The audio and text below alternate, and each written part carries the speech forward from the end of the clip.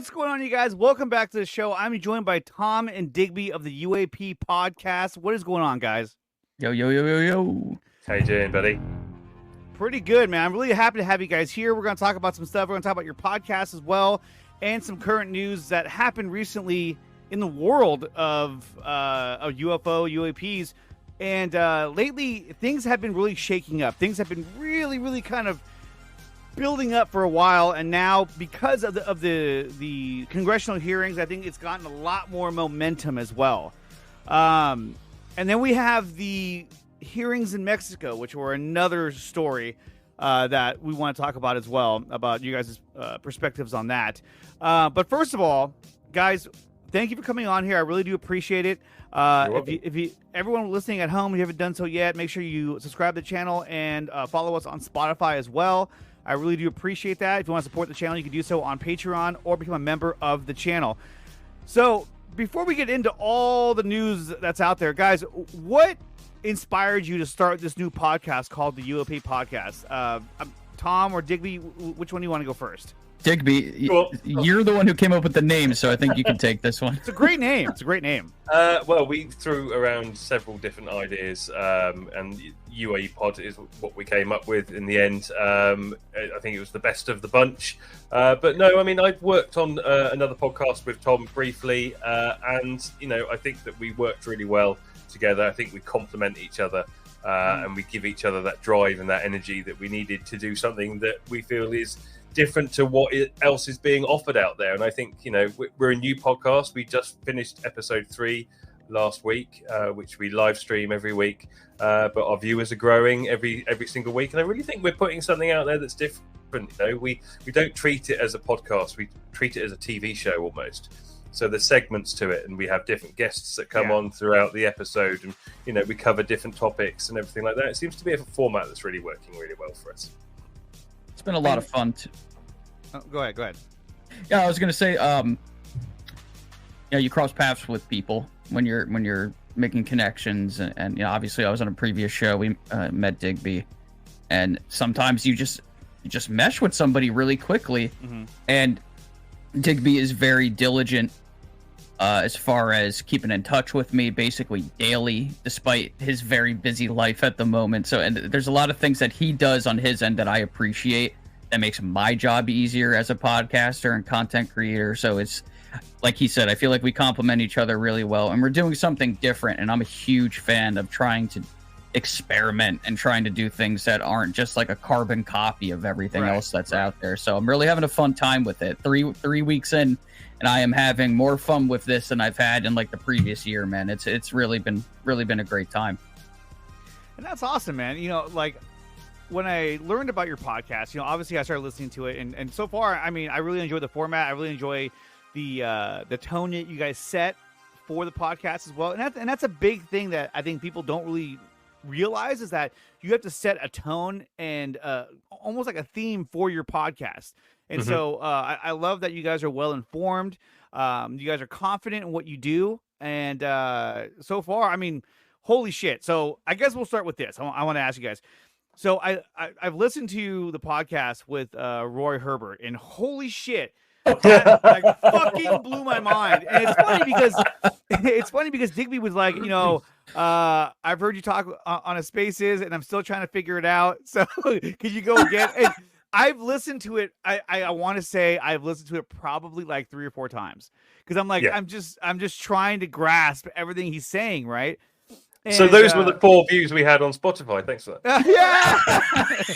I listened to it last night even. When I was going to bed, I was like, let me hear this again so I get this right. Someone really likes this episode. It's all me. I'm like, yeah, let's go. But I actually was DMing with him just yesterday. So he's a really nice guy. You reached out to him. He's a super nice guy. Yeah. Oh, that's awesome. And so some of the things that he was saying just made a lot of sense, you know, talking about the time fluidity and the fact that it works in cohesion with gravity and all that. And so, like, theoretically, like what he's putting out there, it makes a lot of sense. I was like, hey, that totally makes sense. And then what really got me was when he talked about the idea that, you know, if you're living in like a different frame of time in terms of like speed, and then you were to like all of a sudden turn that off, and then now you're living in the speed of time that we're living in. He's like, that would be like a real mind fuck, and could be a reason why some of these craft are crashing, which I was like, holy shit. Bingo. And the thing I liked so much about it was that it wasn't so much that, you know, it's like, oh yeah, that could be a reason why he's crashing. But the thing is that I love that it's a sort of grounded, realistic story of like, yeah, the reason why they're crashing is because they're mentally, their brains are fucked up for a few minutes, and they're like, oh shit. It's kind of like when a pilot, you know, takes on too much G's, and all of a sudden they just pass out. You know what I mean? Yes. And I think that when you say it that way, it shows like a vulnerability even for an intelligent species. So you're like, hey, they're not perfect either. So you know, they come out of traveling, you know, faster than the speed of light, and they stop, and all of a sudden they're like, okay, now we're here, and then they have this experience where they're like, oh shit, and then they crash because everyone's like, you know, the idea that these crafts cannot crash, I think, is a very narrow way of seeing things. Like, dude, there's a ton of things that can go wrong no matter how advanced your technology is. I mean, But I just would love also that. Go ahead. I would also argue that perhaps the majority of the craft that we see crash, or the majority part of the crash retrieval program, is probably the US or other governments retrieving their own backwards engineered tech that they haven't figured out yet as well. I think there's a strong case Definitely. that is an element of it.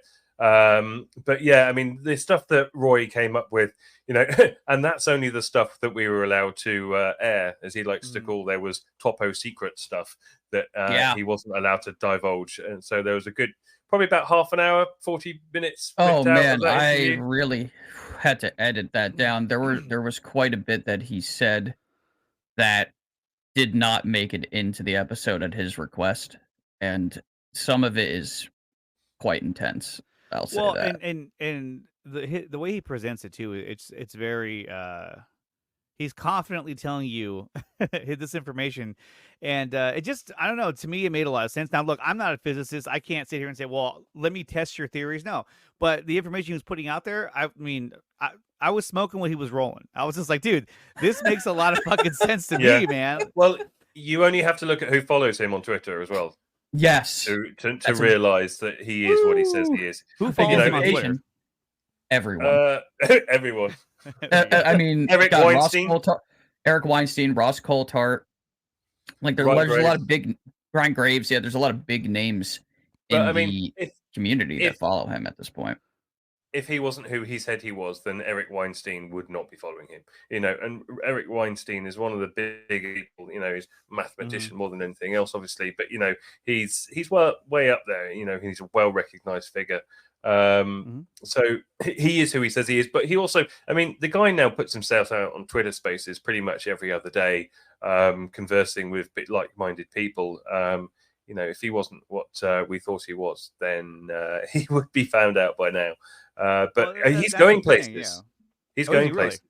Really? Yeah, you know, he is getting noticed more and more and more. And for us, it's nice because it's like having our own Professor Brian Cox that actually believes in UFOs, you know, and it's a big FU to Neil deGrasse Tyson, which I'm a big fan. I mean, to say that, you know, why would they be interested in us? I don't understand that point. Look in the mirror. Why would you? Okay, it's well, we're clearly interested in whatever is out there, right? No matter what it was, even if it was like microbial. So right there, all you have to do is just flip that around. Like, intelligent life has interest in intelligent life. Period. Exactly. I mean, it's I feel like that's something that happens naturally, right? Plus, again, like you just said with the other aspect of this, it's a narrow way of looking at things. Like, in the same breath, they'll say, oh, you know, how do we know that they'll do A, B, and C? How do we know that they think like us? It's like, okay, well, if we just take that statement right there, then we cannot make any assumptions about anything that they do, that they think, nothing. For all we know, they may not even have music on their planet. I have no idea. They may not even be from a planet. That's the other thing. Like, they may even be from here, you know, here in quotes. We have no idea. We have to think outside of the box. And I say this all the time. I mean, I'm beating a dead horse at this point. It's like my catchphrase now, but it's everything is on the table until it's not. until we can be absolutely certain that something does not compute or it doesn't exist, it's not reality, it has to remain in the game. We can't just dispute that. We have to Yeah. stay open-minded. This is how science makes discoveries. Like the weirdest, the weird scientist that's in his basement doing all these experiments, and then the next thing you know, he's winning a Nobel Prize.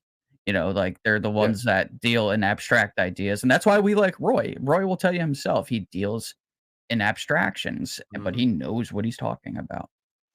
Yeah, no, he seemed very, very knowledgeable about what he was saying, and how he was saying it too was in more of like a lecture form, like you would get at a university or whatnot. But no, I thought that his the theory he's putting out there, I thought was really, really cool, and I thought it made a lot of sense. That about how these beings are able to travel at the speeds in which they're traveling at. I mean, we're seeing them blip in and out of videos, just like they're just gone.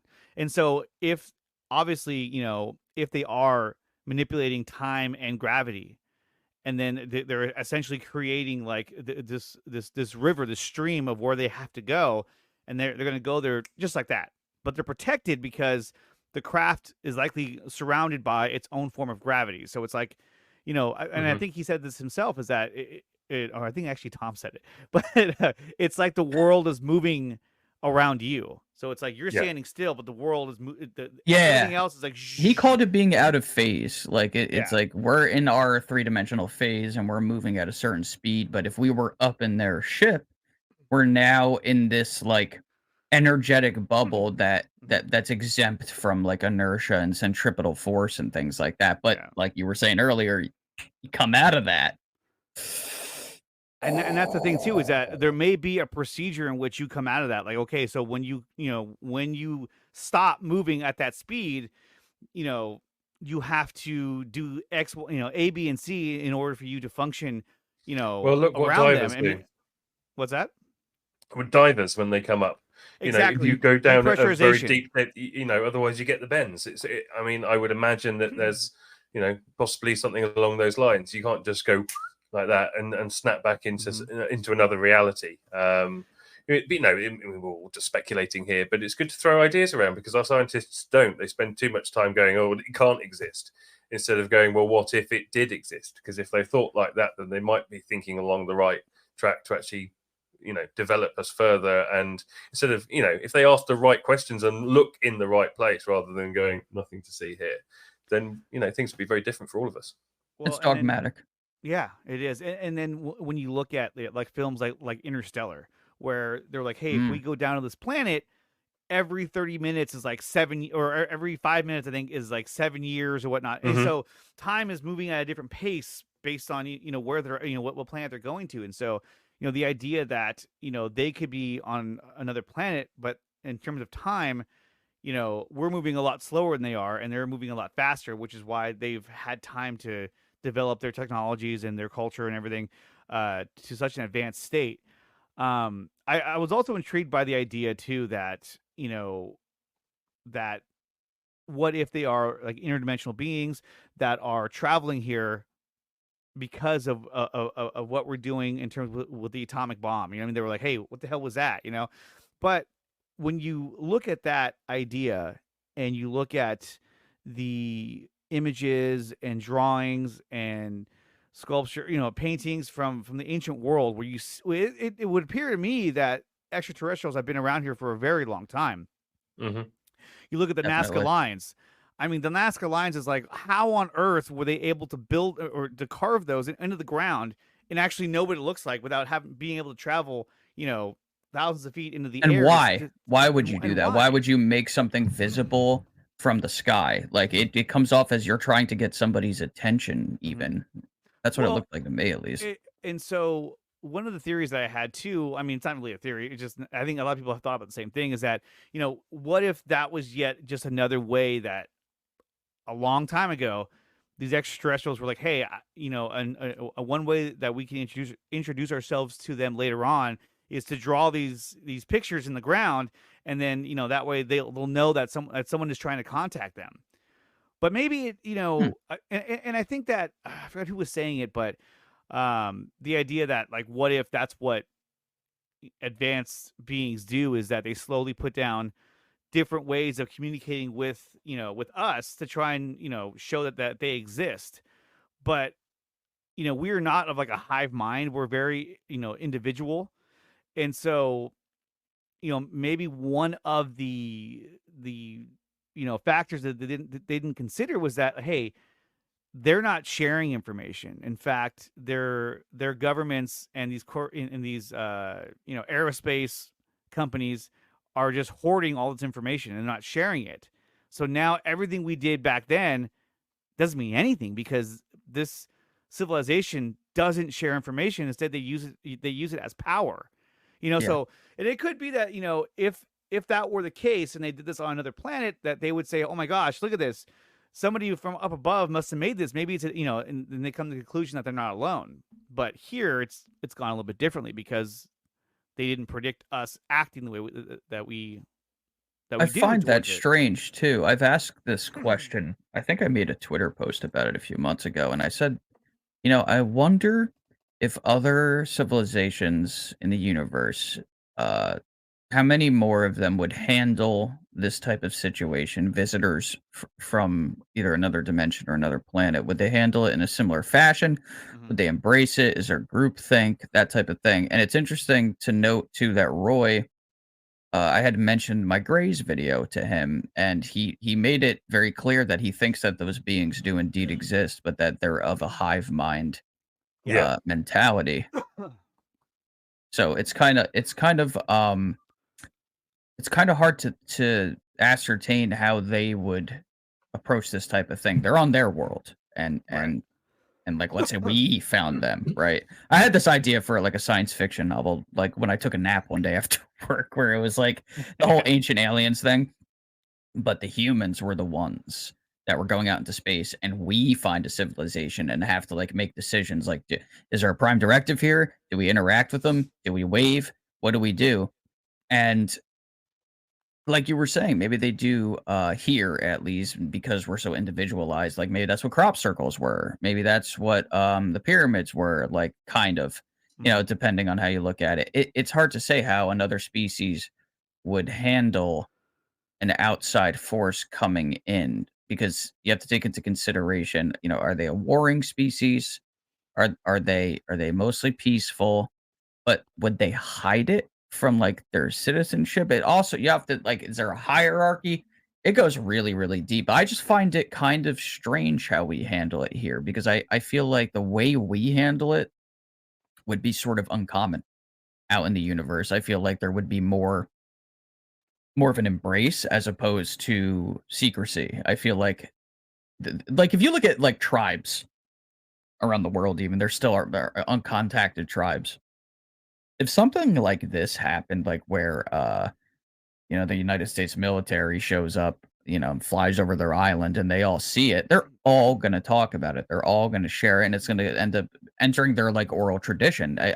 Cargo cults are a really good example of this. We occupied islands in the Pacific during World War II, and things went well. They didn't shoot arrows or anything at us, and we had good relations with these tribal people. We gave them care packages and whatnot, and then we left.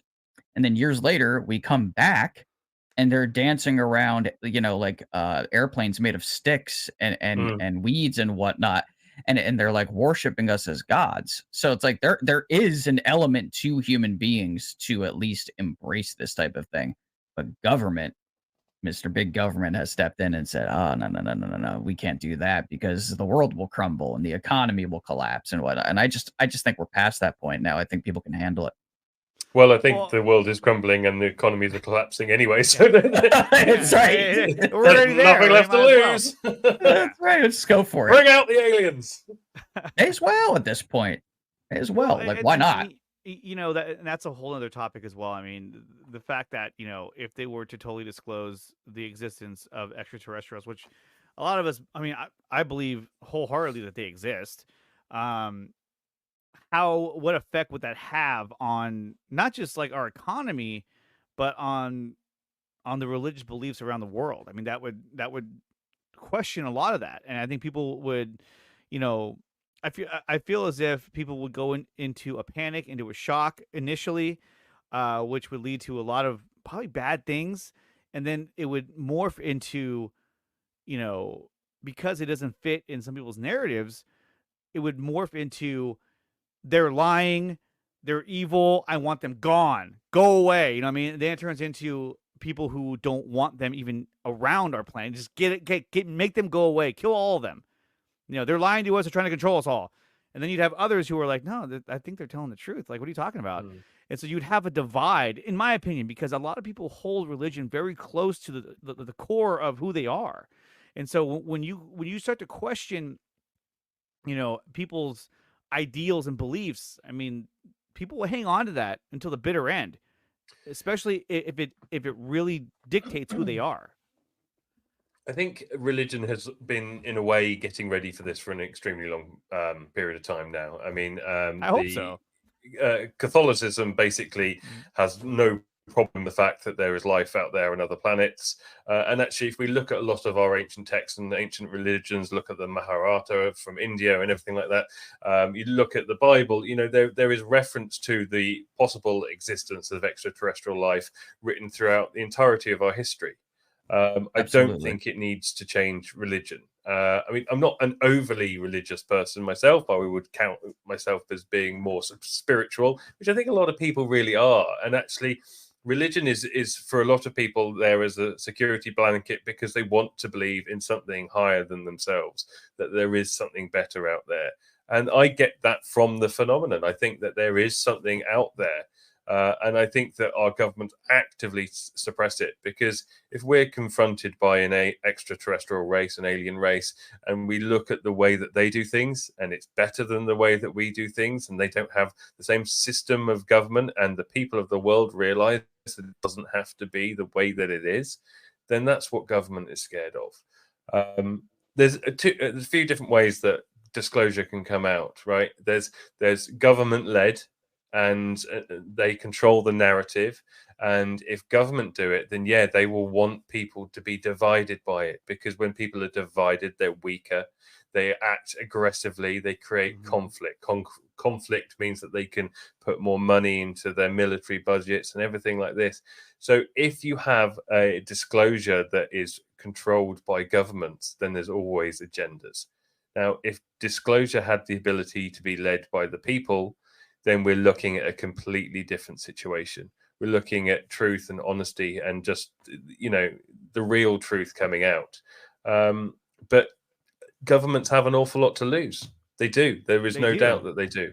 And there are some good eggs out there.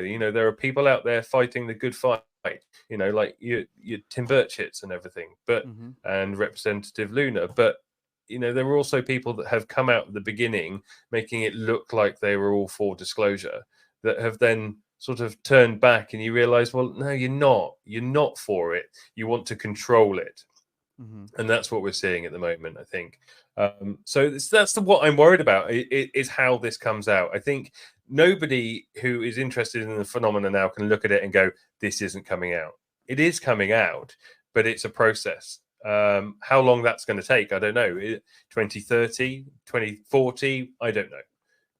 But we are being acclimated day by day already. It's there, it's out, it's in no front question. Look at the media lately. Like, look, so literally, so they released No One Will Save You on Hulu, which I really, really did enjoy. Obviously, that's taking things to an extreme, and they're not necessarily trying to make us think that that's how these beings act. But now on the 27th, in 3 days, Spielberg Studio is putting out that documentary series called Encounters, which it has a high budget, and it talks.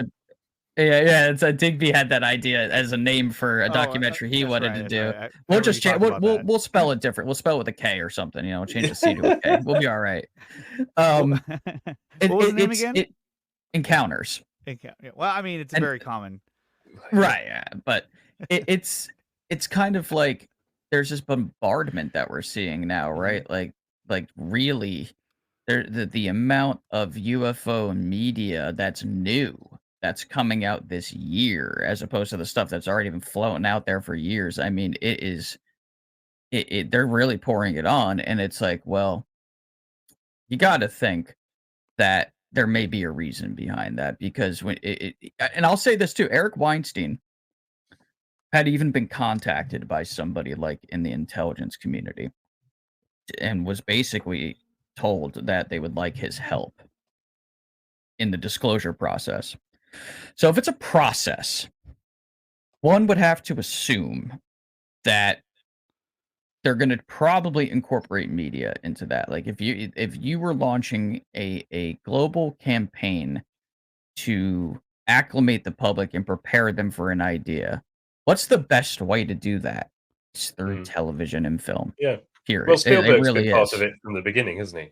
Since the 70s, absolutely. Yeah, he's Hynek been part of is the the process. reason the aliens look the way that they did. Everything that you see in that film basically came from Hynek, like from cases, from actual cases, and that's in my Gray's video too. That's why the beings look the way that they he's did. listed on the credits. Yes. Yeah. There's a character in the film that looks based just off of him. like him, and same with Jacques Vallée. Like, there's people that are in the know.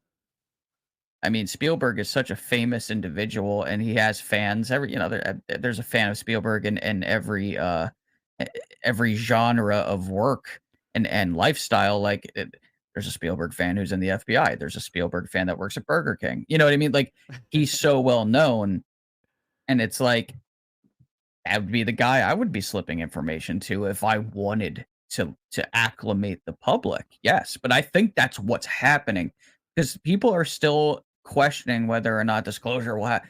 It's happening. Yes, there's a tug of war going on. There are people that are trying to kind of like throw a wrench into things. Yes, absolutely. The Collins elite, as they're called at times, the people that are concerned that what we're dealing with is very real, but that they're demons and that we shouldn't be messing with whatever these forces are, and they're frightened of it. And to some extent, I sympathize. I get it. If that's like a real fear, then I get it. If it really does shake you to your core, I understand that. But I don't think that's what we're dealing with. I think demon and angel and jinn and all of that, it's just all different words that people have come up with for essentially the same thing. But what that thing really is what we need to figure out. But it's there. It's real. It's reality. And we should be aware of it at least. We can't. What would you rather, both of you? Would you rather the convenient lie or the inconvenient truth? Oh, it really comes down to that. Mm-hmm. Exactly. And that's how I feel about it. And so it's, I think that I guess you can say the elite of this planet in terms of like, money and power and leadership, they stand to lose a lot at disclosure, because then it's kind of like, well, okay, so if we know about this, what else have you been hiding? And so that then becomes, okay, so now everybody wants to know what we got going on here. I know that they're trying to put in what was that you were talking about, Tom, in Congress. They were trying to enact a policy or whatnot. It's a task force, I want to say, that looks into all this. Because they have Arrow and the UAP task force that investigates it, but none of us in the community really trust it, because they're not doing anything that they're supposed to be doing. And I've described it as just like a governmental UFO vacuum cleaner, where they're just sucking up all the information, and then if they so choose, they can just edge guard it, and nobody can really have access to it if they want. But I don't think they're being truthful. They're so woefully inadequate. No, yeah, exactly. Like there's two options here. They're either inept or they're full of shit. Like, it really is one of the two, in my opinion. I don't see them having any real use at this point, unless there are some significant changes to the staff. Again, I'm not trying to get anybody fired, but if you're the head of Arrow and you didn't really want to be there in the first place, then perhaps you should move on and let somebody else in that actually cares about this subject, so we can actually make some leeway. Well, let me ask you guys. I mean, what is your opinion about Sean Kirkpatrick? That's exactly who I'm talking about. I think he's got to go. He's a joke. He doesn't want to be there anyway. He never wanted the job. So why would you ever hire somebody for a job that they don't want to have? You don't do that. If somebody goes into a job interview, why do you want this job? I don't want it. Right, you've got the job. That doesn't make sense to me. Right. There we go. Sort of right, it's like worst job interview ever. Yeah, you've got the job, because you know why? Man. We don't care. But he David Grush went to him, and he ignored David Grush, didn't check up on any of his claims, or so we're led to believe. Astonishing. He's just he's appalling. The whole Arrow setup is appalling. Their website looks like it was done in WordPress by a 5-year-old, and we had to wait for a year for that. He doesn't understand the community that he's dealing with. He doesn't understand the phenomenon, and he's got no interest in taking it any further. So yeah, I have got no faith whatsoever in Fitzpatrick. Yeah. Tom, do you feel the same way? Wholeheartedly. Yeah. Well, here's the thing. It's like, I'm not trying to attack the guy's character. I don't know him personally. He might be a really nice guy, right? But probably not.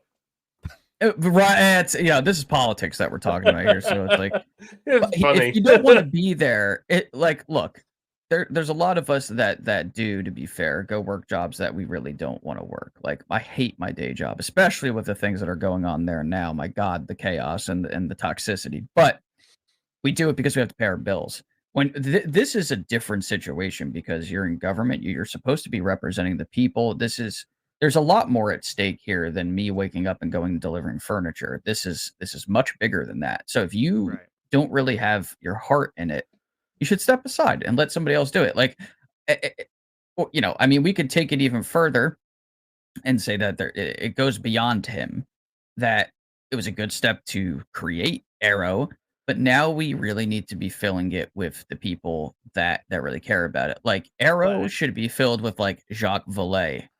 Think of any of the major UFO researchers in the world that really give a damn, that know a thing or two. Like, Richard Dolan should be like the head of Arrow. You know what I mean? Like, these are people that know the topic inside and out, and are on our side of the fence as far as what they believe in. An element of non-bias. Right. You do need that too. Absolutely. Right. But the biggest thing is that you need someone who cares. You absolutely, especially it's like, if you have no interest in this, it's like, well, what the hell are you doing there? You're not going to get anything done. That, like, was this created as more of a way of pacifying those who want to know the truth? Kind of like, hey, we have this program set up and we have this guy in charge. Don't worry, we're on it. And not really. It could very well be that. If it is that, it backfired though, because it's just riled people up, especially people who are really interested in the phenomenon. It's just got their backs up, and it's just actually, if they were trying to pacify us, they've just made it 10 times worse for themselves. And now you've got whistleblowers the whistleblowers are now refusing to go through Arrow. There are whistleblowers in the wings that are waiting to come out, that have gone through the ICIG and are going through that process now. And have been for a while, rather than going through Arrow, and they are going direct to Congress. That's exciting, though. There is and these are first-hand witnesses, firsthand. Yeah. There's a congressman out there. I forgot his name. And I know he represents or does a lot of work with Wright-Patterson Air Force Base, and he's been very negative towards all Mike of this Turner. as well. Yes, Mike Turner. And it's amazing how he can just go out there and just say the shit that he does and just feel good about it. Like, yep, that's that. I'm done. Well, you know who his biggest funders are.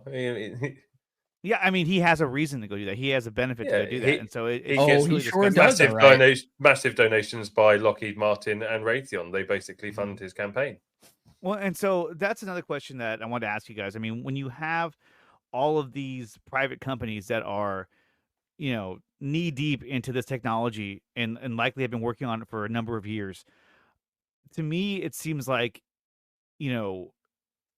it's like the government is like essentially asking the mafia to help them out, because now it's like you've given these companies access to this kind of technology, and now they're going to take that technology and start using it on shit that they're going to make. You see what I'm saying? Like, they're going to start privatizing all this technology, and so it's one of those things where it's like, it's one thing for the government to say, hey, we have all this, we've collected all the technology and we have our people looking at it.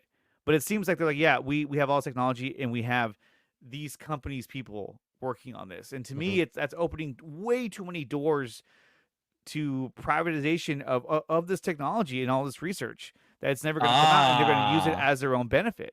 But that's also a government strategy too, because these private companies, if if they're reverse engineering something that was not made by humans, because it's a private aerospace company, it is exempt from a Freedom of Information Act request. Mm-hmm. So it's like the government is essentially, you have what you're saying, that issue, and we're way past that. Those doors are all open because this has been going on basically since the beginning. But not only that, but now you're using those companies as a smokescreen through law. And good luck getting to it at this point. We're going to need the David Grushes of the world to come out to even have a shot of seeing any of this stuff.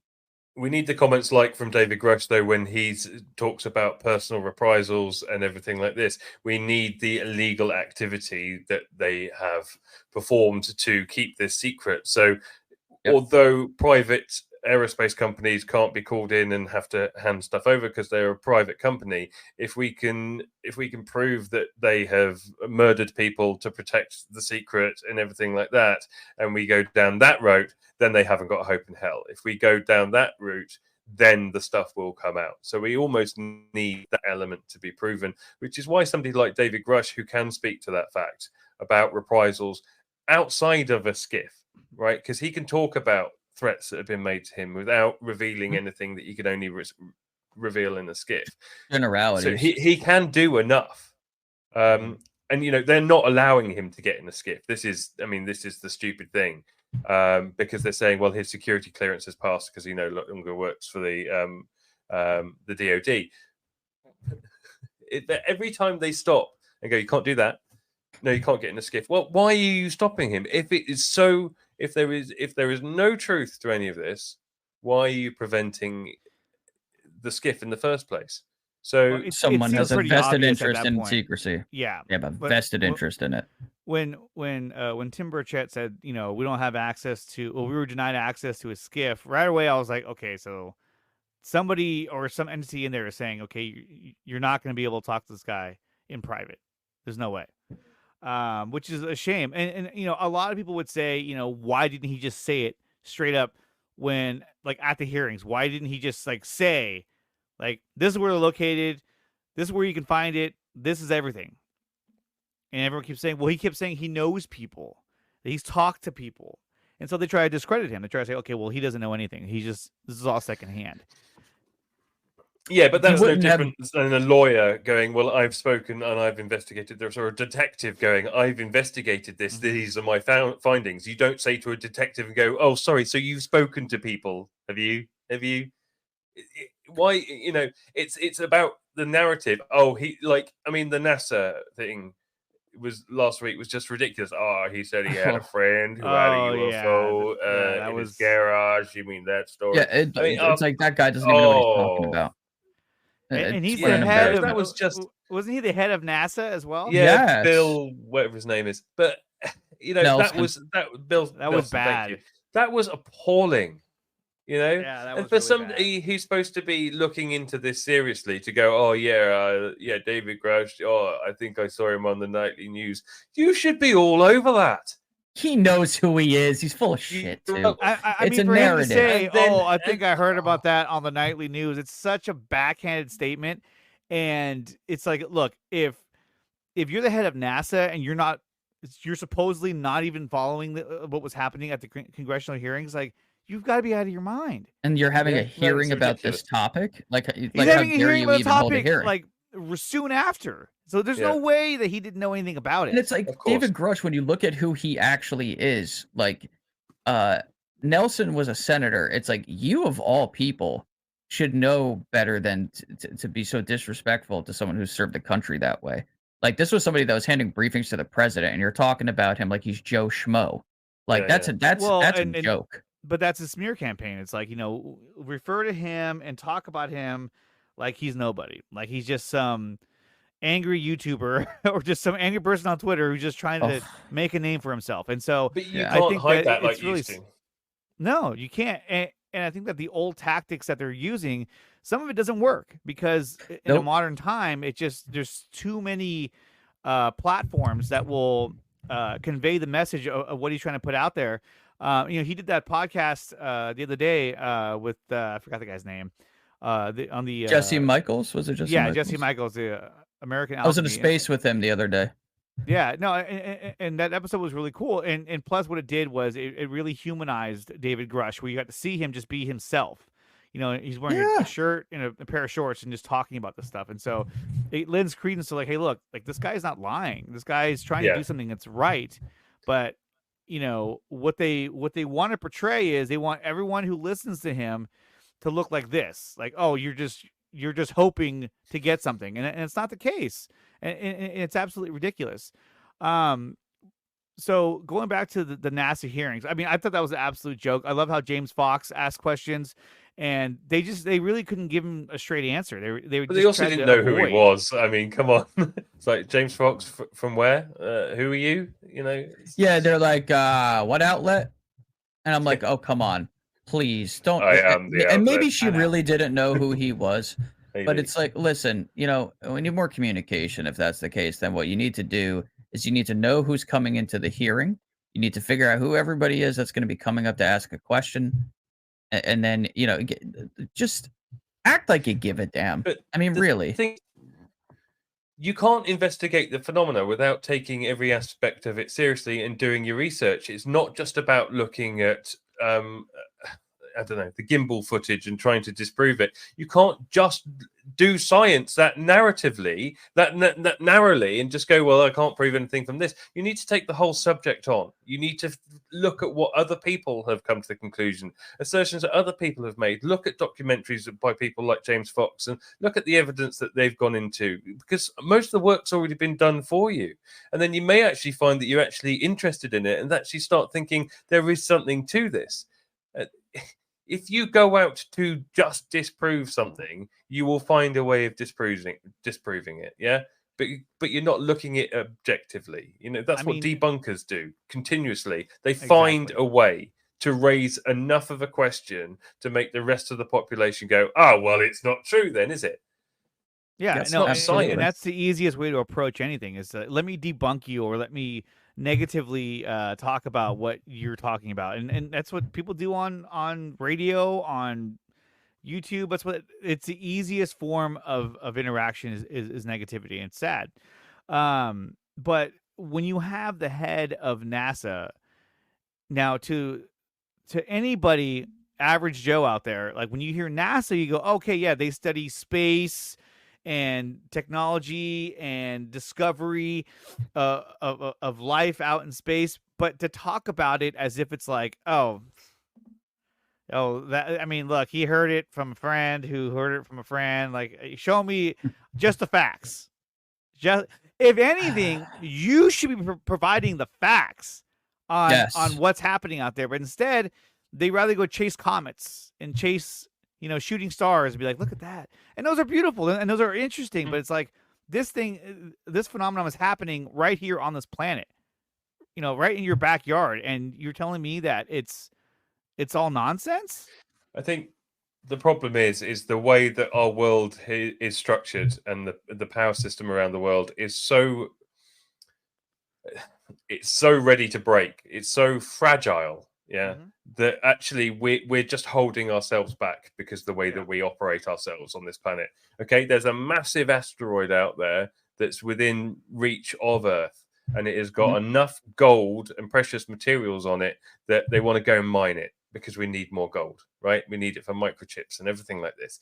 But there is so much gold on there that if they brought it and they mined it back here, it would completely destabilize the financial situation on the entire planet. There'd be enough gold on there for everybody on the planet to have 2 billion in the bank. So it would basically make gold worthless.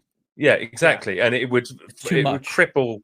So what does that say about our system around the world when it only works when you can only have what we've got on our ball right now? If you add anything extra onto our planet, it destabilizes everything. So that's we are not currently designed to be able to meet extraterrestrial life, because if we had the ability to trade outside of a system, our own current system, our system would fall apart because we can't have anything else extra come here and we can't have anything leave. The whole thing would fall apart. So what does that say to you about the way that we operate in the world right now? Foundation is completely unstable. So It's broken. Considering all of that, and since we want just the facts and we want data, maybe now is a good time to play that clip I was telling you guys about before the let's show. play it. So I will Is preface. it going to be on your screen? So should I blow you up? I don't think so. I think once I present it, it'll just go up, and I think it'll push us off to the side, depending on how you have StreamYard calibrated. So real-time experiment, right? All right, here we go. Gary Nolan, one of the greatest immunologists that this world has to offer. He's obviously very involved in this whole UFO situation. He has seen things and experienced things himself personally. Made a statement that really, really, really caught my attention. And he's made a few that have done that, but this one was big. This is just about as big as any he has said. He was on the UAP Studies podcast. Shout out to them. And they're great over there.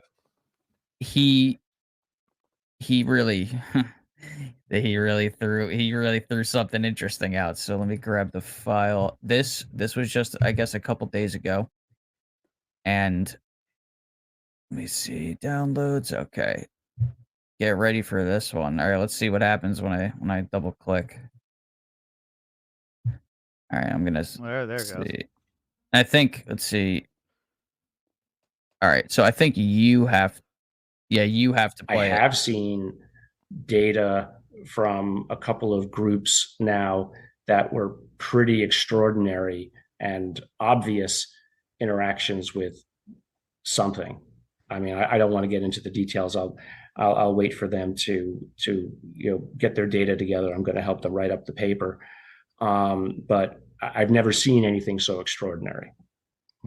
I'm sorry for being, No, you've got to respect people too, and these are your peers, right? So if you quickly get a name for just giving away people's work, nobody wants to work with you anymore. Nobody wants to work with you anymore. But it is extraordinary if we can get it down. I mean, it was a once only event, but it was recorded by 2 cameras, and it was very close up.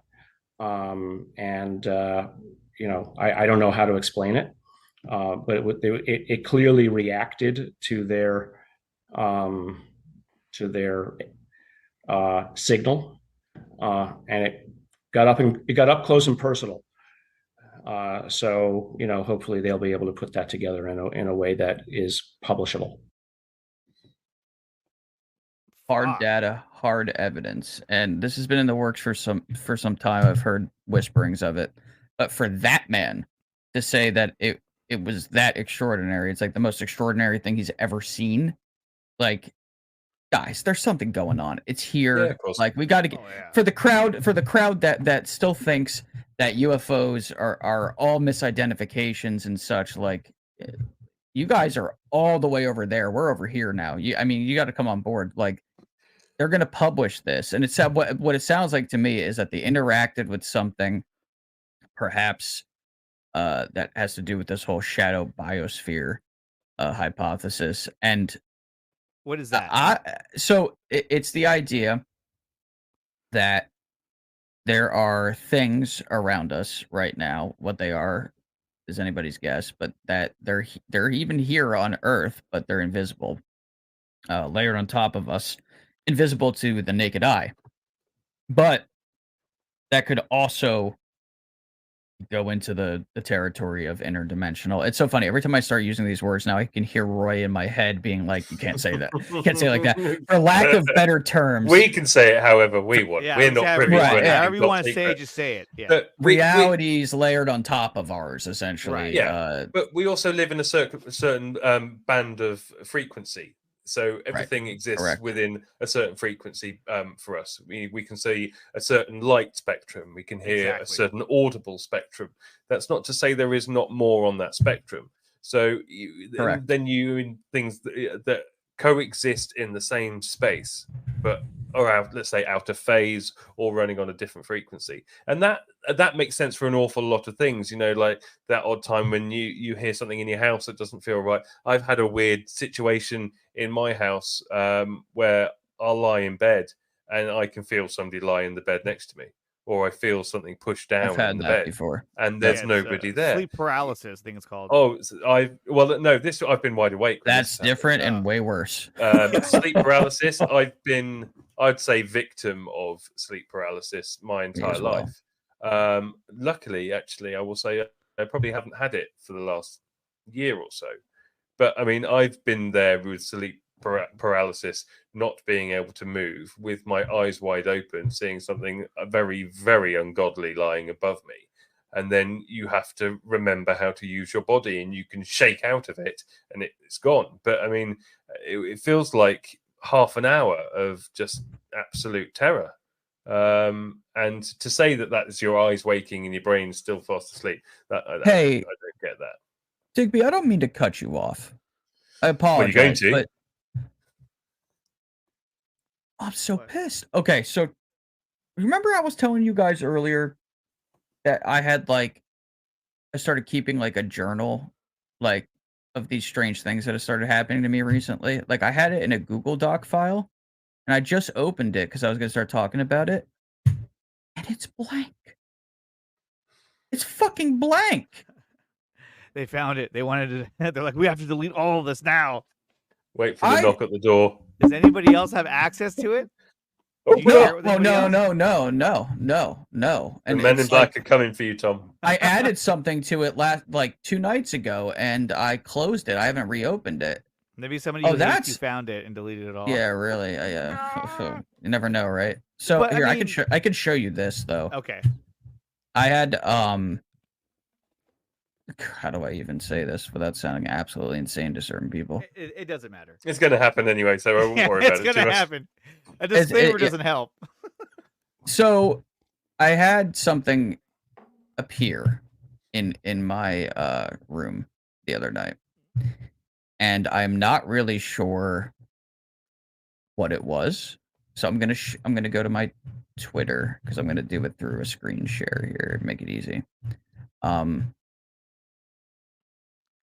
I know. I guess I could just retype these things, but it's just now I'm not going to be able to get the dates right, which is kind of irritating. I'm going to have to think about the exact, because I had the exact date, the time. I went into very deep detail in my journal here about what was happening at that time so that everything would be accurate. But I was working the other night. I was in Discord with my buddy. And out of nowhere, something just caught my eye, right above me where my ceiling meets the wall behind my computer. And it's this transparent, imagine I don't even want to call it this because it's not quite right. But imagine a gold transparent disco ball. All right. But it's a flat plate. It didn't look like it was round, but I don't think it was an orb. Let me put it that way. But it was round, and it was like a grid made up of all these little squares, and each one of them was flickering. Here we go. So I'll read the post. Something extremely weird happened to me the other night, and I decided to create an image in Photoshop to help visualize this thing that I saw. I was working on editing an interview and drafting a video narration while chatting with a friend on my Discord server. As I was typing, an object became visible in my peripheral vision above me and to my right where my ceiling meets the wall behind my desk. This thing, whatever the hell it was, remained visible for around 4 seconds, and I just stared at it. The best way I could describe it is a transparent round gold mosaic of individual flickering squares just suspended in the air in my room. Just as quickly as it had appeared, this object faded out and was gone, and I am now left to speculate. So I'll share my screen and I'll show you what it looks like. And again, I have no history of hallucinations or, you know what I mean? I have to try to be I get it. Rational about this, but this was weird. And it was there. There is no question about it. Let's see, right there. Let me see. Oh, I lost my mouse. Where'd it go? Oh, it was like that. Yeah. That's Tristan was right there, huh? Right there. And I'm just working. What you see there right now Like that this is where I'm at right now. This is like my workspace here, and like it was just there. And I'm just like looking at it. Fades off, and I'm like, what? I'm like, wait a second. Like what, huh? And I'm like, I know I'm screen right there. Look at the UFO on the screen. Yeah. I was like, oh, what's that? That's the background on my second screen. Got the little UFO guy there. But yeah, I don't know. It makes you wonder, if so. Let's say that these extraterrestrials are not from another planet. Let's say they're from different planes of existence, right? Interdimensional, just for us to understand what we're talking about. If that were the case, right, and you had multiple different races that were able to move through dimensions to travel to essentially different Earths, different copies of Earths, right? And then one could argue that the idea that the Earth is the center of the universe, that could be true to a degree, where it's like, hey, no one's traveling here. We're all traveling to each other. We're just living on different dimensions, and we're able to, it's like a multiverse of Earths that we're able to, but certain species are able to actually travel between those multiverse and through the multiverse to different planets. Does that make sense? Yes, absolutely. And it's almost like the Earth would be like the center of one particular universe. Like maybe each planet is like that. Or maybe each universe or each galaxy has a planet in which, it sits in the right spot at the right, just like in that Goldilocks zone where it's able to do this and be able to, so you never know, but either way, it's a weird one. But all these other things happened days later too. I was in a Twitter space, and it was my boy Astral. Digby knows who I'm talking about, our good friend off of Twitter, and one of my like work partners here at this point. We do a lot of stuff together, host spaces and whatnot. And he was holding his 1-year anniversary remote viewing stream. And I made a joke in the comments, and I was like, somebody should remote view my room right now. And of course it turned into like vulgar jokes and such. And I was like, nah, nothing weird going on. I'm dressed, blah, blah, blah. And this girl named Hey Ocean, who comes to all these spaces, she did it. Cool. And in real time, like nailed all this stuff in my room.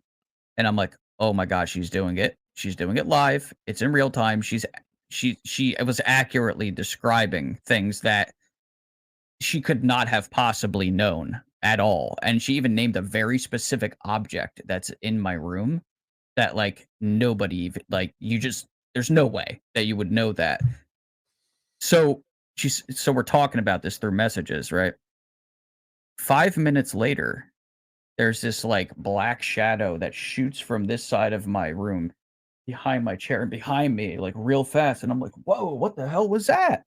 It's almost like, like if a cat, and I don't have a cat, it just shot behind me. And I'm like, and I messaged her and I'm like, could that have been her?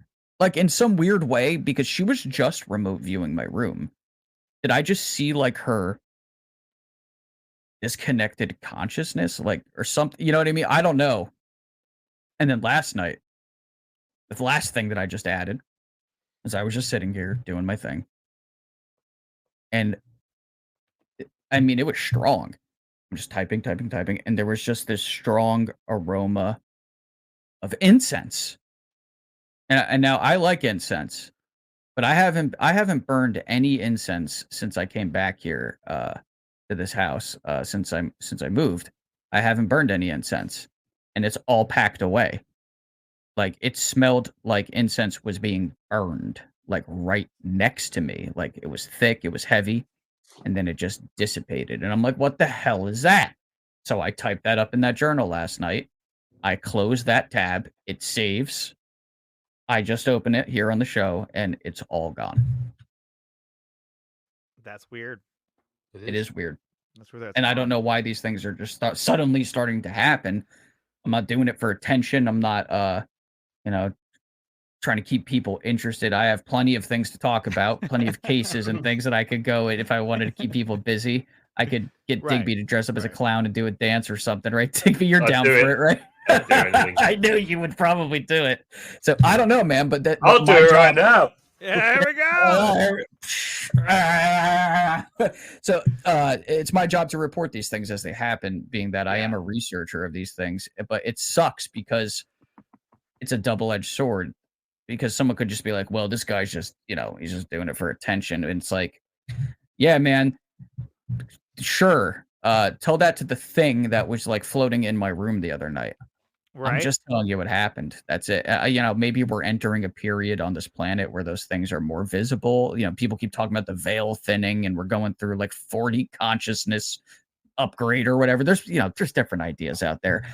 All I know is that it was weird, and there's been multiple weird things that have happened over the last week and a half specifically, in bunches. I mean, there's even more. I'm not gonna, I don't want to like take up all the time here, but those were like the main ones. And we need to get a camera set up in your room so we can just record. Well, I have my webcam here, and I'm gonna start probably running it at night, and I have a massive live stream massive hard drive. I'm not gonna live stream me sleeping. Nobody wants to see that. Lots of rolling around and drooling and twitching and all types of stuff that nobody needs to know about that I just revealed. We're like, Tom's free balling. Tom, yeah, he sleepwalks. Oh, I don't think I like to stay comfortable. Oh God. But yeah, man, it's weird. Like, it's weird. But not everybody has these experiences, and it sucks because it's like, then it,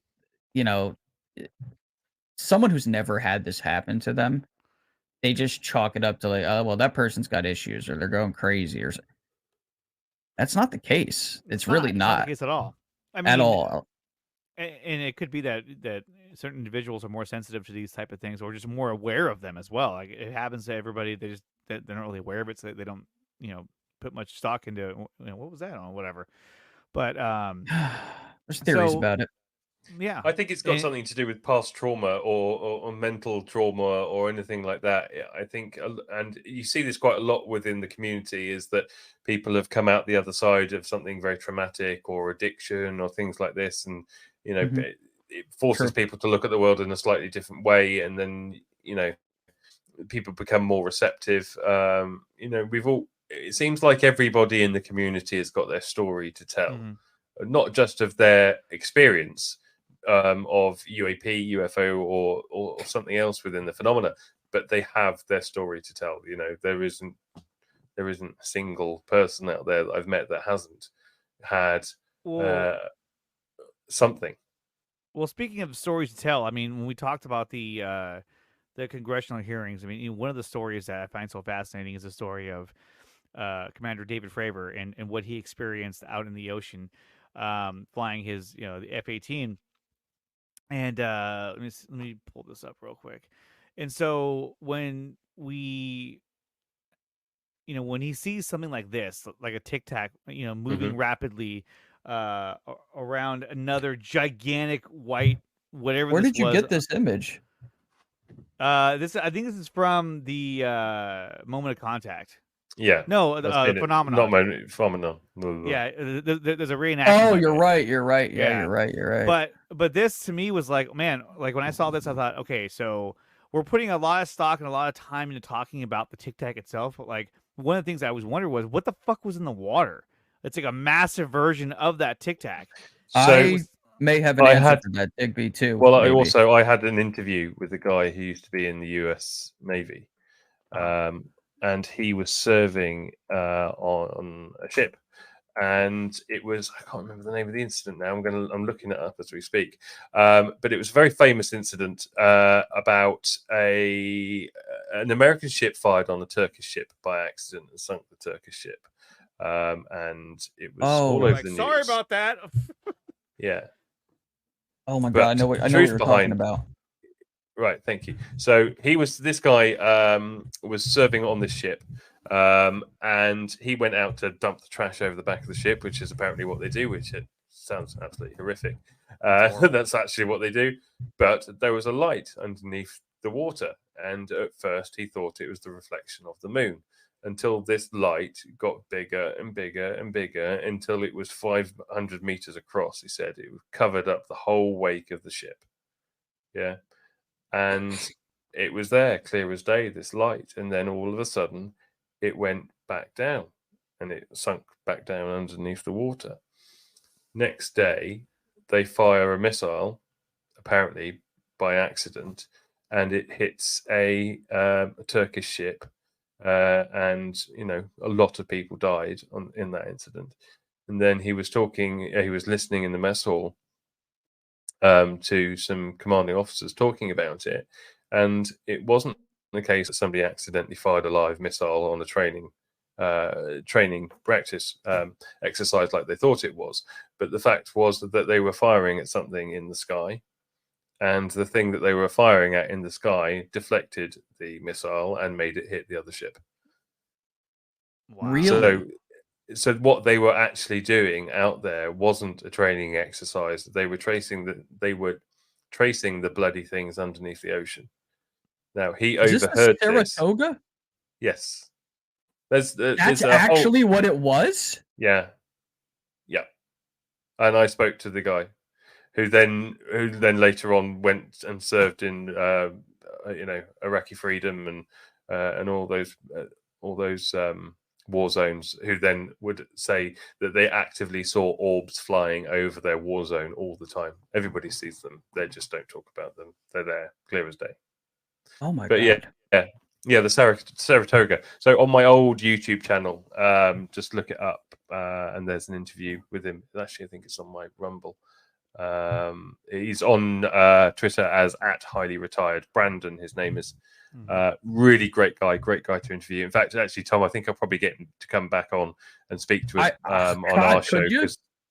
He's brilliant. But yeah, I mean, he's not bullshitting. It's absolutely true. And then I looked into it some more, and it makes sense. They said that basically somebody accidentally fired a live missile in a training exercise, and the excuse was, "I thought you said live fire," and it's like it was just all bullshit. These people practice these drills over and over and over There's and over no again. accidentally. Yeah, it's like, sorry, I thought he was tired and he misunderstood, so he fired a live missile. That shit doesn't happen.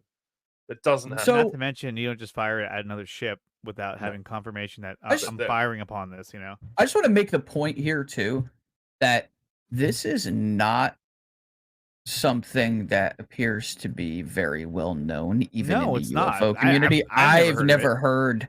I knew about the Saratoga, and I mean the official story of the Saratoga. I'm just familiar with it. I just remember hearing about it some History Channel or something. But now I'm hearing from a firsthand witness that you spoke to that's not what happened. And it's much weirder than that. Like, I had no idea this incident had anything to do with UFOs at all, dude. I thought it was just an accidental missile fire. If anybody gets a chance, there's on my my other YouTube channel, which is Beyond the Veil. Just search my name, Digby Furneaux. It will come up. We go to the video section, and it says Beyond the Veil, Brandon Stern, USS Saratoga UFO sighting 1992. What really happened? I've clipped it down to 7 minutes 27 seconds long. The full interview with Brandon's also up there, which was an amazing interview. But if anybody gets a chance, just have a look at it, because it's actually a really interesting story, and I think you'll agree that when you listen to the way Brandon talks, he's not making it up. This is what he saw. Do you think that they were firing upon like something like the Tic Tac, or were they firing upon what was they were firing upon something that came out of the water, is I think what we're talking about here. But then this looks very similar to what we're looking at here. Now that light, it looks like a light under the ocean, right? That's exactly what Brandon was talking about.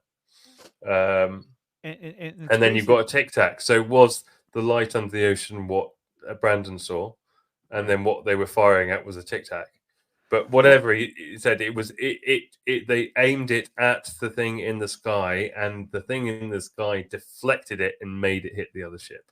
Yeah, people died on that. But yeah, that's crazy. And I think about it too. I mean, when you look at the types of UFOs that have been out there over time, a lot of it is like, the saucer shaped type craft.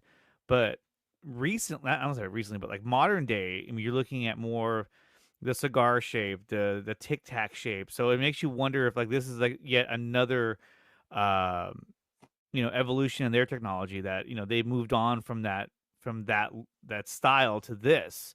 And when you look at the case of like Betty and Barney Hill, it really felt like there were humans there with these extraterrestrials that that they were almost working together to do these abductions and to do to kind of do these studies and these works. um you know and that in itself was a Barney described that it was a saucer shaped with windows, and so it makes you wonder, like, okay, so could that have been like a reverse engineered technology, or a version built by humans using their technology, and they had aliens on there with them, showing them like, okay, this is how you do this, and then they're kind of working together on this. And so maybe some of the craft that we have are based off of their older technology. Because, I mean, when you see the Tic Tac, I mean, it looks so foreign to us in terms of like how that's able to operate and do what it needs to do. But there's so many different types of craft. I mean, I'm going to go to this video right here. This is the one from Jeremy Corbell where, let's see. Pyramid shape. These pyramid shapes. And you're kind of like, wait a minute. Like, okay, now we have yet another style of craft. It's the shape I saw as a kid, triangular. And it's like, is that an individual craft right there, or is it attached? There's been some debate on this footage. Yeah, this has kind of been debunked as well by some people. Yeah, well, I've heard though that there's been other incidents that maybe this footage isn't a good representation, but there really are like Navy ships and crew seeing objects that are shaped like this, that are just swarming the ships, and that this footage isn't necessarily the best representation of it. 2, 3, or is it just the one and then separate? As it's hard to say. Well, the theory is they're actually stars that are just out of focus and going through a lens flare on a night vision camera. Or bokeh. Yeah. And they've replicated it, and they do end up looking kind of like that. But yeah, I wouldn't like to speak as to whether I feel that this is an authentic one, because I think this particular one has been debunked. It's been hotly debated in the least, but I'm hotly debated. Yeah, but there is stuff out there that isn't real, and not that it's been faked. It's just been misidentified, and that's fine. Right, and that's why we need proper research, proper scientists looking at it objectively, and people need to go, no, this one isn't real, and they won't all be real. Exactly. I reckon probably 98% of it is shit. But there's the 2% that isn't. That's a lot. This one's a lot too. I mean, this one is really interesting. This one's weird. One's weird. And I think this one's authentic. There's another one too where an object dips down into the water and then comes back out. That's authentic as well. I'm sorry, I don't care what anybody says about that footage. Like, we don't have anything in our inventory that's shaped like that can move like that, go underwater, speed up, and come out at breakneck speed. I'm sorry, we just don't. Well, and the thing too is that kind of like what Digby was saying earlier is that, could this be this is a craft that was reverse engineered by... Could be. It could be. So it could very well be a human craft that they're seeing, and that's why they're being so cavalier about like where they're flying these things, because it's like, oh, those are our guys, don't worry about it. It's just that there's danger associated with doing this, right? So if this is let's say it's still reverse engineered even from a non-human source, which is still extraordinary and spectacular. Them flying it near live fire drills and anything of that sort, near any sort of assembly of the United States military, that is such a misinformed and dangerous practice that whoever's responsible for that, if that's really what's happening with some of these, that is extraordinarily dangerous. It could result in, like what Digby was just talking about, even people dying. Like, well, it's just crazy fire on it. Like when you hear the stories like from Ryan Graves, where he's talking about about these cube shaped objects surrounded by like a spherical like ball, or kind of like the thing behind me, but reversed. but like reversed, Yeah. And the fact that they're seeing these things all over, the ocean, just flying around, almost going unchecked, doing whatever the fuck they want, and it just makes you wonder, like, who are they? What is it? And who's controlling these things? And that's why, when it comes to like drone technology, like, it wouldn't surprise me if there was from extraterrestrials, that they're using a type of drone technology just to move around. And then the times in which they crash, a lot of it is because they have live beings in it and they're not following proper protocol, because, again, I don't want to say they're only human.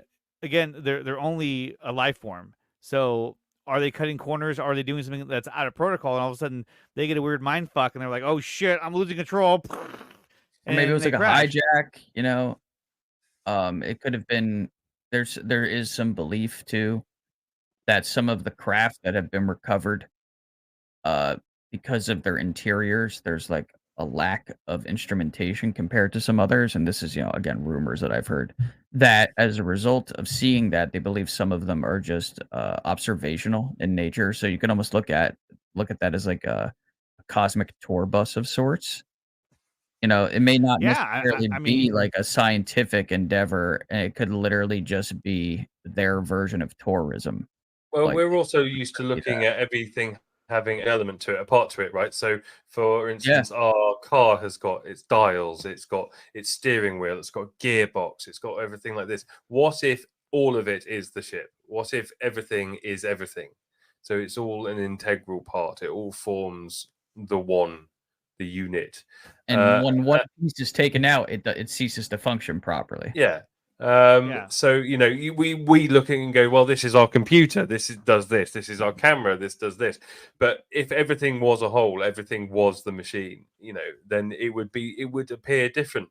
But also, if we're talking about advanced civilizations, we're talking about people that have evolved mentally beyond our current capabilities, then you would think that there is a psychic element to it as well. So the fact that they would need to control it via levers and screens and everything like that would just seem like completely unnecessary. It's more like, I would imagine that the way that they pilot something like this is more along the lines of akin to a symbiotic relationship, where they are connected with each other in some sort of sense, perhaps. But it's all speculation, isn't it? And it's great fun. Roswell, we don't really know the answers. That's been a rumor, man. That's been a rumor since the 40s, late 40s, that the ship that was recovered at Roswell functioned literally just like that, and like they just had panels with like hand imprints on them. Like I've heard that. I mean, this has come down through the annals of ufology for decades and has not changed. That, and they call it, they have the Roswell I-beam, which also had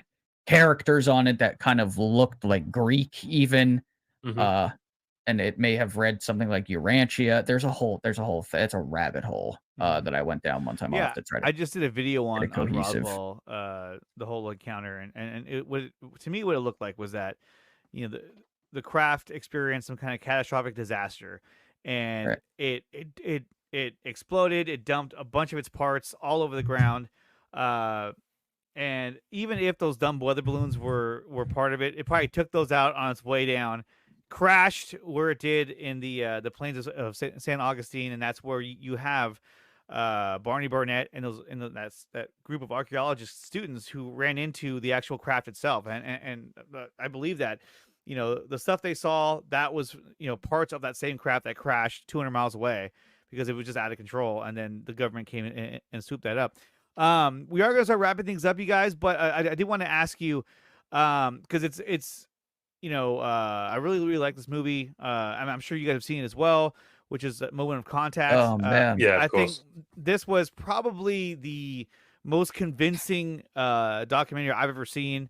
And really, at that point, I mean, when we're talking about these guys right here, I mean, they look different from everything that we've seen. But then again, when we talk about, like, when you watch Tom's Gray video about the Greys, I mean, for all we know, these are the actual gray aliens, and maybe the other ones that we're seeing are artificially created kind of like, clones of each other to go do the job. But what if these are the actual aliens, and that's why they look different? Like, oh shit. Mm-hmm.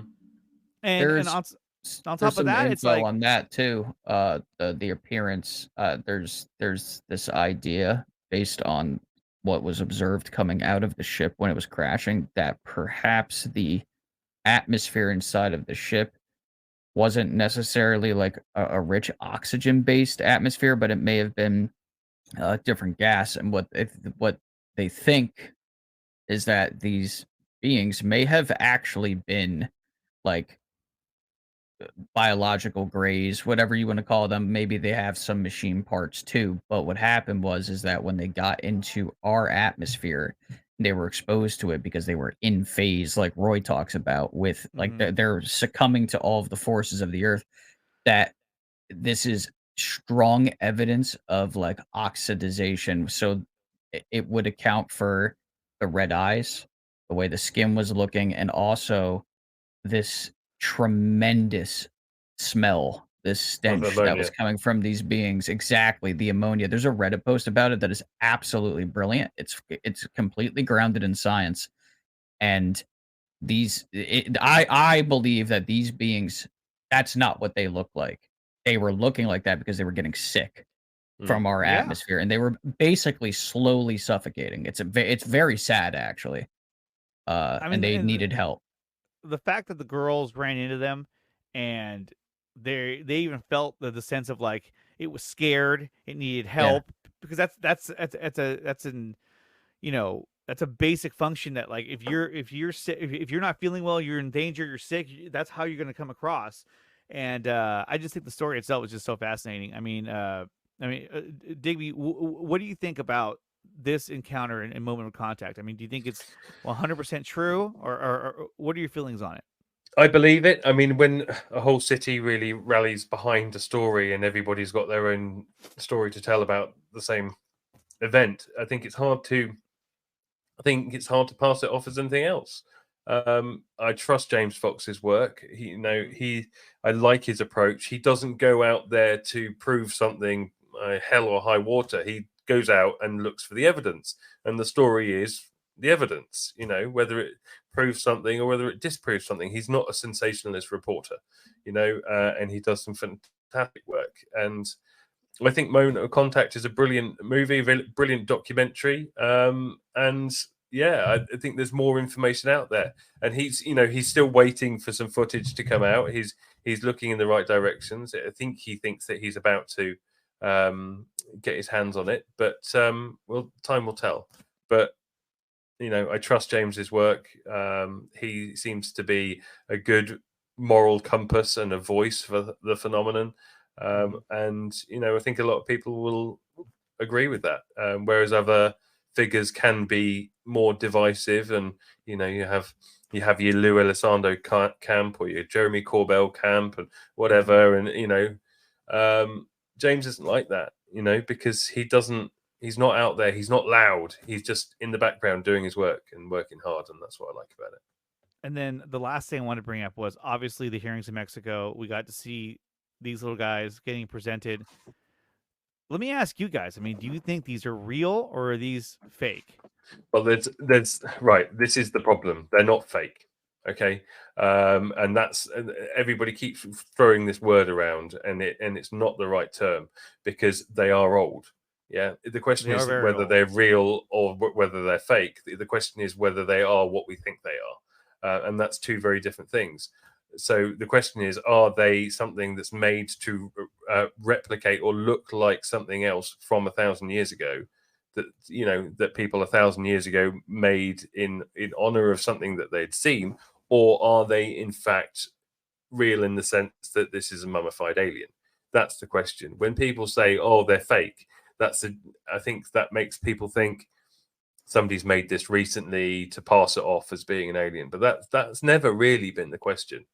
They are 1,000 years old. The question is, are they from a singular skeletal structure, or were they pieced together 1,000 years ago to replicate something else? Well, and I think that if they were replicated by humans to represent another being, I mean, it's one thing to say, okay, these were made by humans long ago in Peru. But then you have to ask yourself, what were they basing it off of? They don't just go, okay, I'm just gonna, do this and do that works. No, it's like they were basing it off of something, and so I think that's what they were trying to do. And then there's also I know that there's MRIs and there's different scans they're doing of these bodies, and I'm hearing that some of it is turning out to be like that they're actually real. Yeah.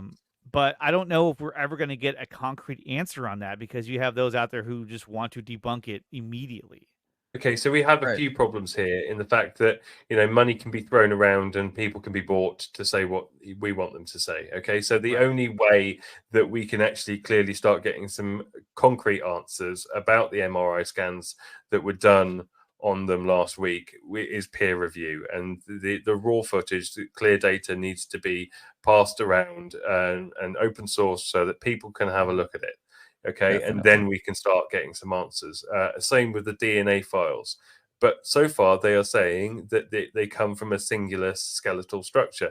Now, just by me saying that, that's going to upset some people on Twitter, because it's one of those things that people get very excited and very passionate about, going, yeah, but this is debunked, this is debunked. I'm not saying it's true. Let me say that right now. I'm not saying that these are mummified UFOs or aliens that got caught in some algae 1,000 years ago and petrified the way that they have. What I'm saying is, we do not know the full story right here and right now about what these are, and there is a lot of questions that hang over them. Not about the validity of whether they are alien, but there's a lot of questions about the history, and if they aren't actually extraterrestrial, what were they based off of? What were they made to represent? What were they made to look like? And also, they're 1,000 years old. We've only recently discovered them, relatively speaking. So why do they actually also resemble something that we come to know as a grey alien within pop culture and cinematic universe and everything like that? There's coincidences here that don't seem to add up. And then you've got, a few years back, the Siberian ones that were found that still had flesh on them that are the same pretty much size, and they look identical to them. Same amount of digits, I think, too, right? Yeah, exactly. There is a story here. Leg, I want to say, But and then they passed it off as a chicken, and they were forced by Russian TV to come on and say that they were all lying about it. Well, sorry, that doesn't stand up for me, and that's just the way things work in Russia. Go on there and tell them you're lying, otherwise they'll kill you. No, there was no way that was a chicken. That's one hell of a chicken, I'll tell you that. Yeah, I know, right? And it's definitely past its sell-by date. But there's red flags attached to this, right? Like, so one of the things that has immediately turned people away from looking into it any further is the fact that Jaime Maussan is attached to it. He's got a bad reputation, right? Yeah. So we need to I would urge people to disconnect him from this, and let's just focus on the scientific data. We need an international team. Right. But quickly though, why does he have a bad reputation? Just so everyone who's watching knows, like, there's hoaxes that he's been involved with, or debunks and such, or like he'll try to pass off certain pieces of footage as being genuine when people can pick up on it maybe being CGI or otherwise pretty quickly. Okay. So he that's an issue. So having him but then one could also be like, well, maybe he showed it and then investigated it, then it got debunked. Not everybody is perfect, right? Nobody's perfect. And a broken clock is right twice a day. Right. But this is so much more different. Now, obviously, things in Mexico are very corrupt. This team that did the CT scans on it that are saying it's a single skeletal structure. That's fine and everything. But now you need to bring in another team to do that. That comes from outside of Mexico. And if they say that, yes, this is a single skeletal structure, then I'm going to be like, okay. Now things are getting interesting, because you've now, that's peer review. Now you have multiple teams saying the same thing. That's when things get interesting. Right. I would rather see every single element of that individual element being carbon dated to make sure that they all match the same. Yes, too. Is it all 1,000, or is it just the head? Right. That's the other thing, because if you have different ages for the different parts, then you got a problem. Well, and that's the thing too, is that, like, is that going to happen? It has to. Are those tests going to happen? I don't know. Well, look, we've got Ronnie Vanette coming on our show. Hopefully next week, maybe the week after. He's been incredibly busy since the Mexican hearing, but we were lined up to. He's free to speak to us from the 25th. Apparently, was what he said in the last communication with us. So he's coming on the show. He was obviously one of the key speakers at the UFO hearing in Mexico. He's a big advocate for getting to the truth on this particular story, so it'd be really interesting to see and listen to his point of view and his perspective on it. I just ask people just to keep an open mind and not be aggressive about debunking this and saying that it's fake. I'm not saying it's real, I'm just saying that there is more to this story, and I think it's really important that we allow people to do the necessary work that's needed to get to the truth without bias being put on it before we even know what we're dealing with. Remain open-minded and just see where the evidence goes. It's very important to be open-minded. But I mean, when I first saw these things, I mean, I'll be honest, I thought they were fake. I was like, I don't. Right. It just seemed kind of like, whoa, wait a minute. Now you're showing bodies, and I think the bias is that like, okay, no one just does that.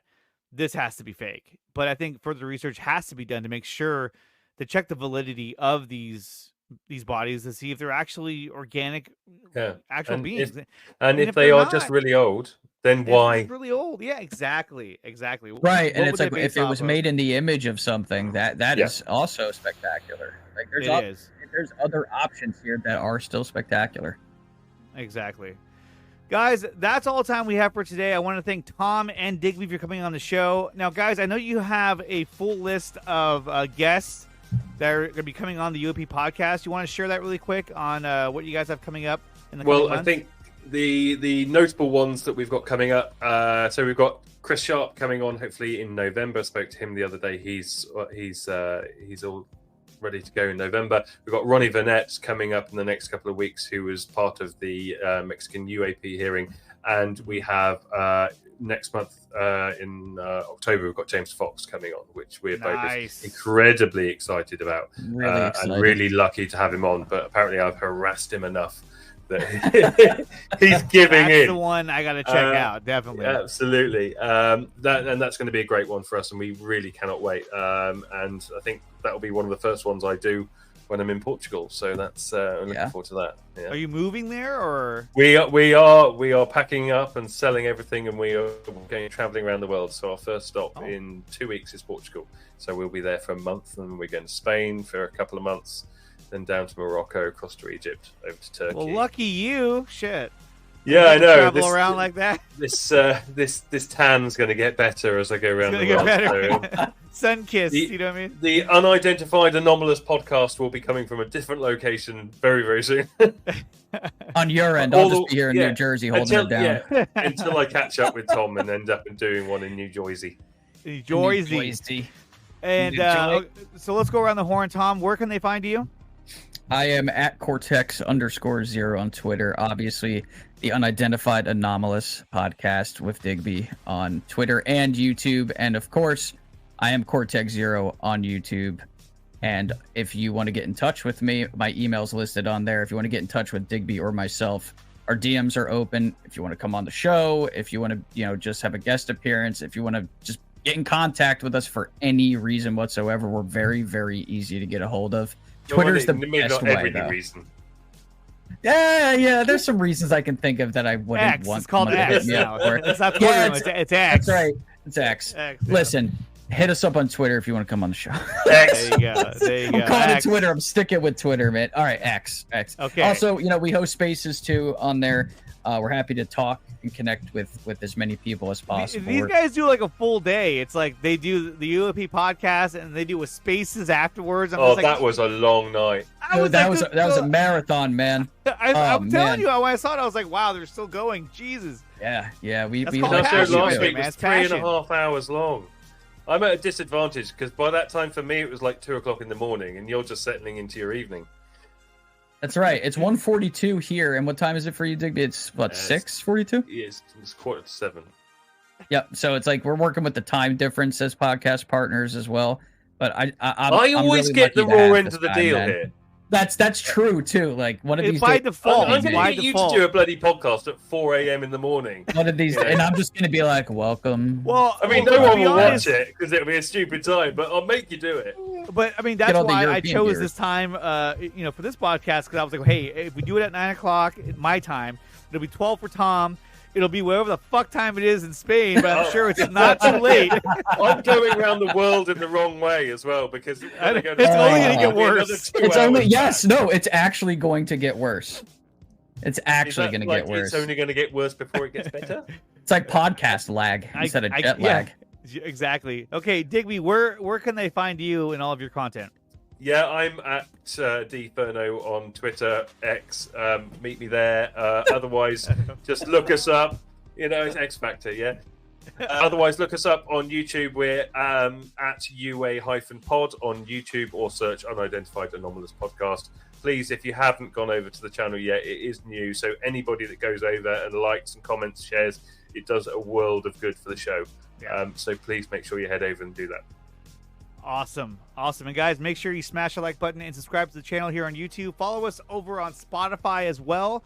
On Spotify, you get both my channels, so you get everything that's on this channel, the Nicotine Show podcast, and you get everything I do over on Beyond the Unknown, which is my other channel that dives into paranormal, UFO, and soon to be unsolved mysteries as well. So that's something else that I started to work on. Nice. I just recently put up a new video about the Roswell crash. And then I'm working on another one about the Nazca lines, which I'm going to put out hopefully sometime next week. But Tom, Digby, thank you so much for coming on here and talking with us and talking with me. And I had a great time, and we should do it again. Absolutely, man. Anytime. Anytime. I had a great time. And guys, make sure that you, if you want to support the channel, either become a member or join us over on Patreon. And make sure you follow these two guys as well on X. And follow the UAP podcast on YouTube and also on Spotify or wherever you find your podcast. So, guys, thank you so much. You're welcome. And we'll do it again. And if everyone who's watching, listening at home, peace.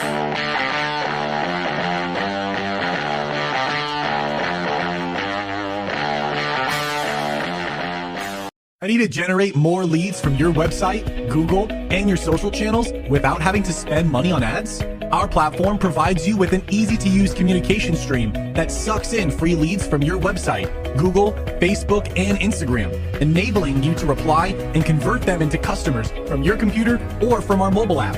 We'll even turn your inbound calls into text message conversations, so you'll never miss another lead again. Once you've converted a satisfied customer, you can shoot them a Google review request with a click of a button, which will explode your positive reviews and increase your position in search engines. The system will also pull new reviews from Google and Facebook right into your conversation stream, where you can read and reply. Jumpstart your business by getting started today. Use the referral code in the description below with the promo code 300POWER to save up to $300 on your first purchase of PowerBrandSystems. Propel your small business today.